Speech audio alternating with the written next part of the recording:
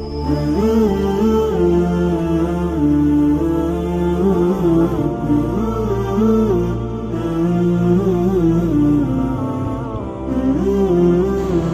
کی تائید احمد بن حنبل رحمۃ اللہ علیہ جیسے حضرت امام سدیس رحمۃ اللہ، امام سدیس اور بڑے بڑے قراء جو ہے انہی کی نقش قدم پر چلنے والے ہیں، انہی کے امام احمد بن حنبل رحمۃ اللہ علیہ کے بارے میں آتا ہے کہ حضرت خواب میں ایک مرتبہ اللہ کے نور کو دیکھے۔ اللہ کو تو صرف اللہ کے نبی صلی اللہ علیہ وسلم دیکھے ہیں، خواب میں اللہ کے نور کو اللہ والے دیکھ سکتے ہیں۔ تو حضرت امام احمد بن حنبل رحمۃ اللہ علیہ نے اللہ سے پوچھا کیف اتقرب الیک یا اللہ، اے اللہ ہم آپ سے کیسے قریب ہوں؟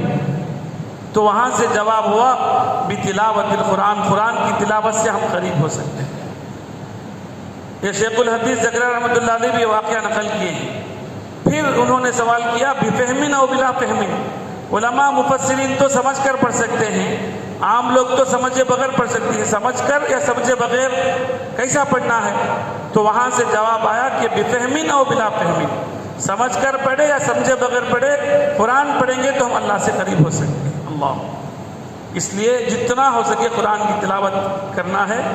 حضرت شاہ محدث عبدالعزیز دہلوی رحمۃ اللہ علیہ کہتے ہیں، جو شاہ ولی اللہ محدث دہلوی رحمۃ اللہ علیہ کے 4 فرزندوں میں سے ایک فرزند ہیں، بہت بڑے اللہ والے، سب سے پہلے انگریز کے خلاف علم جہاد بلند کیے تھے اس زمانے میں، اور دلی کی جامع مسجد کے امام تھے۔ حضرت فرماتے اللہ سے قریب ہونے کے لیے 3 چیزیں ہیں، ایک ہے مراقبہ، تصور مراقبہ، دوسری چیز لسان ذکر، زبانی ذکر، تیسری چیز قرآن کی تلاوت۔ اس لیے جتنا ہو سکے ہم قرآن پڑھنا ہے اور قرآن کو سمجھنا ہے، اس میں تدبر اور تفکر کرنا ہے، اسی کے مطابق ہم اپنی زندگی کو ڈھالنا ہے اور اس کے پیغام کو ساری دنیا کے چپے چپے میں پہنچانا ہے۔